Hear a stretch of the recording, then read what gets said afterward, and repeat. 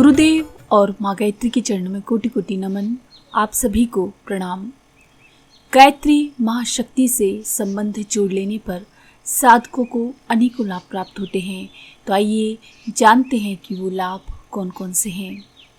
गायत्री वह देवी शक्ति है जिससे संबंध स्थापित करके मनुष्य अपने जीवन विकास के मार्ग में बड़ी सहायता प्राप्त कर सकता है। परमात्मा की अनेक शक्तियाँ हैं जिनके कार्य और गुण अलग अलग हैं। उन शक्तियों में गायत्री का स्थान बहुत ही महत्वपूर्ण है। ये मनुष्य को सद्बुद्धि की प्रेरणा देती हैं।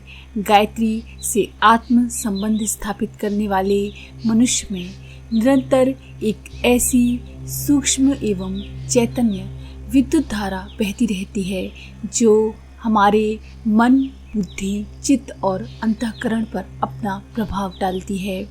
उसके अनेकों कुविचार, असत संकल्प और दुर्गुण का अंधकार गायत्री रूपी दिव्य प्रकाश के उदय होने से हटने लगता है। ये प्रकाश जैसे जैसे तीव्र होने लगता है वैसे वैसे अंधकार का अंत भी उसी क्रम से हो जाता है। मानव की मनोभूमि को सुव्यवस्थित, स्वस्थ, सतोगुणी और संतुलित बनाने में गायत्री का चमत्कारी लाभ असंदिग्ध है।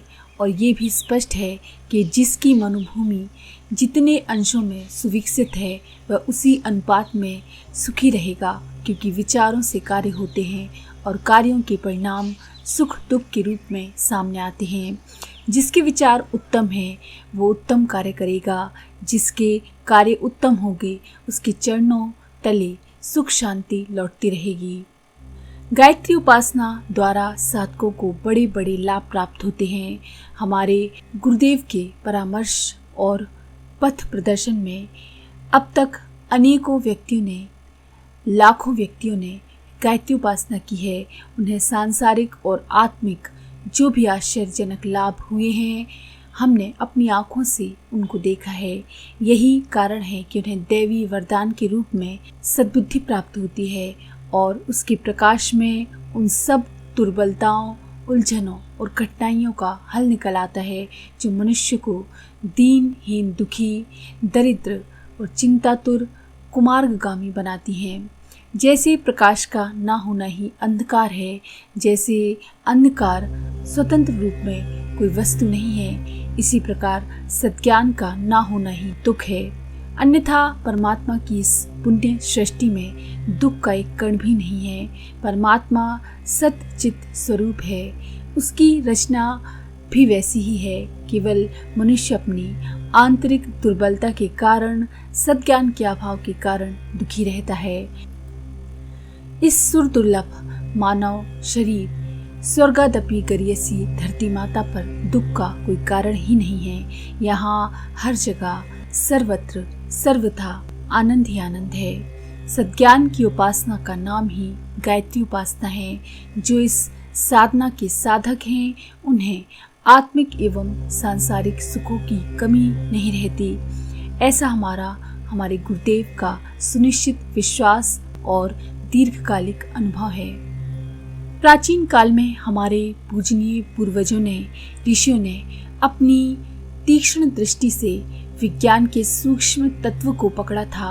उसी की शोध और सफलता में अपनी शक्तियों को लगाया था। फलस्वरूप वे वर्तमान काल के यशस्वी भौतिक विज्ञान की अपेक्षा अनेक गुने लाभों से लाभान्वित होने में समर्थ हुए थे। वे आदि शक्ति के सूक्ष्म शक्ति प्रवाहों पर अपना अधिकार स्थापित करते थे। ये प्रकट तथ्य है कि मनुष्य के शरीर में अनेक प्रकार की शक्तियों का आविर्भाव होता है।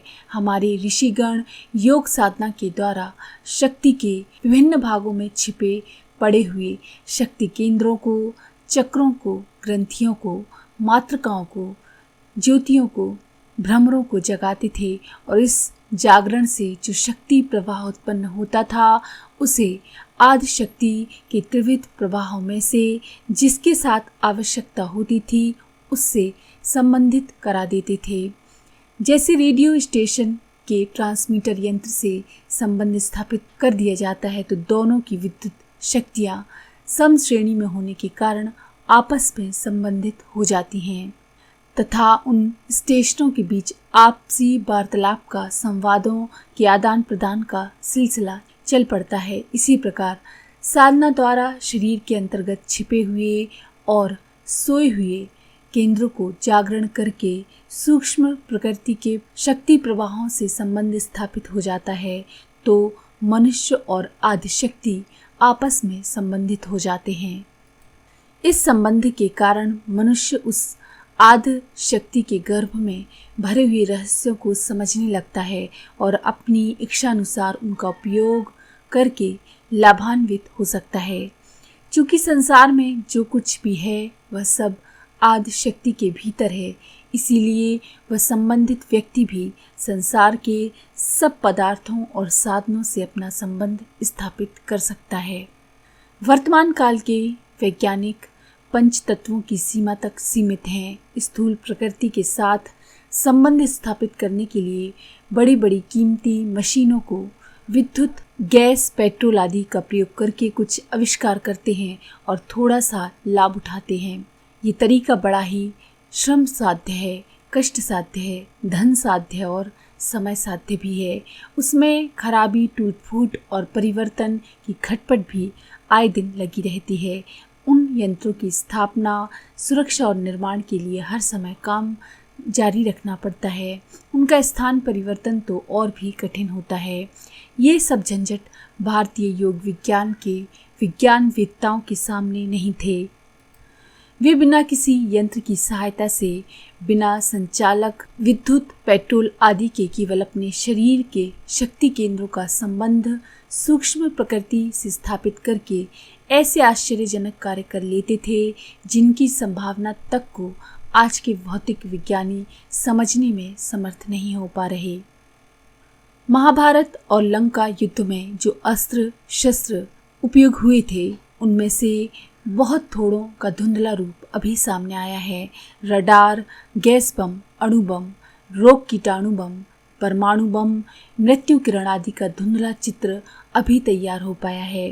प्राचीन काल में मोहक शस्त्र ब्रह्मपाश, नागपाश, वरुणास्त्र, आग्नेयास्त्र, बाण, शत्रु को मारकर तर्कस में लौटकर आने वाले बाण आदि उपयोग में होते थे। शब्द भेद का प्रचलन था। ऐसे अस्त्र शस्त्र किन्हीं कीमती मशीनों से नहीं, मंत्र बल से चलाए जाते थे, जो शत्रु को जहां वह छिपा हो ढूंढकर उसका संहार करते थे। लंका में बैठा हुआ रावण और अमेरिका में बैठा हुआ अहिरावण आपस में भली प्रकार वार्तालाप करते थे। उन्हें किसी रेडियो या ट्रांसमीटर की जरूरत नहीं थी। विमान बिना पेट्रोल के उड़ते थे। तो इस तरह से मंत्र बल की शक्ति से, गायत्री मंत्र की शक्तियों से किस तरह से प्रयोग भी होते थे और युद्ध भी होते थे। तो इस तरह से प्राचीन काल में मंत्रों की शक्ति का उपयोग होता था। तो अगर आपको ये जानकारी पसंद आई हो तो प्लीज़ लाइक करें, शेयर करें, सब्सक्राइब करें और बेल के आइकन पर क्लिक करके ऑल पर क्लिक करना ना भूलें।